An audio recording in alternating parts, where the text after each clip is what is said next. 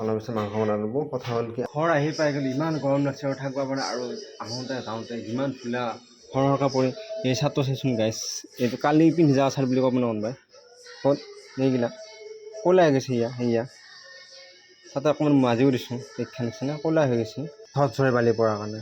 গা ধুলোঁ, ভাত খালোঁ আৰু এতিয়া আহি গৈছোঁ মানে এইফালে ঘুমাম বুলি ভাবিছিলোঁ যে ঘুমোৱা নহ'ল, কাৰণ যি গৰম লাগি আছে থাকিব পৰা নাই।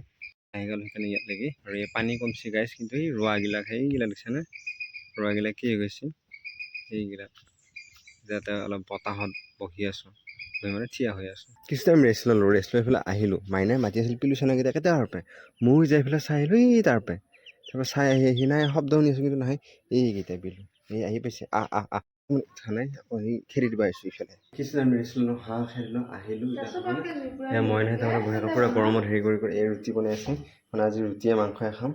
এইজনে ৰুটিয়ে মাংস খাম কৰি আছিলে, সেইকাৰণে ৰুটি আৰু মাংস হৈ যাব।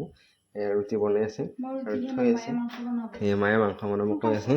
আৰু এইবিলাক কাৰণে কিবা কিবি তাৰমানে মাংসৰ কাৰণে এইবিলাক বনাইছে, কাটছে ৰছে সেইটো সোনকাল কৰি আছে।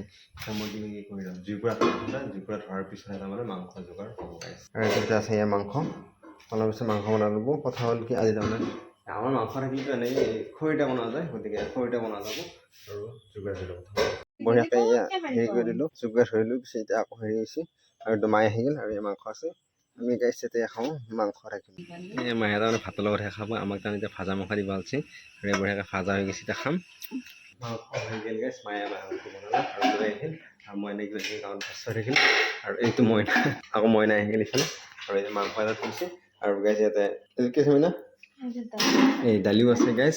আৰু কথা হ'ল কি আমাৰ তাৰমানে দেউতা বুলি নহয়, মই তাৰমানে ভাত তাৰমানে লাগবয়ে, ৰুটি দি খাব নাযাওঁ মানে। আৰু সেইকাৰণে তাৰমানে এয়া দেউতা আৰু মোৰ কাৰণে ভাত বাঢ়িলা আৰু এহেঁতে তাৰমানে ৰুটি খাব গাইছ।